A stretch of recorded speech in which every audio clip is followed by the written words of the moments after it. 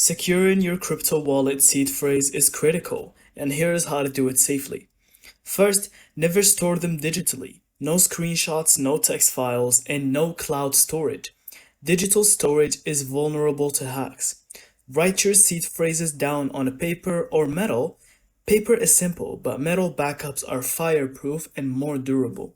Keep at least 2 copies in separate secure locations, like a safe or a bank deposit box. Next, consider using a hardware wallet. It keeps your seed phrase offline and adds an extra layer of security. Never share your seed phrase with anyone. Even if someone tries to claim to be a support, they'll try to steal your crypto. For extra safety, you can use Shamir Backup if your wallet supports it. Splitting your seed phrase into multiple parts. Even if one part is lost, your funds are safe. Finally, regularly check that your backups are intact and accessible. If you ever lose your seed phrase, you lose access to your crypto forever. Following these steps ensures your crypto stays secure and under your control. Thank you so much for watching. I hope you found this video helpful, and don't forget to leave us your thoughts in the comments.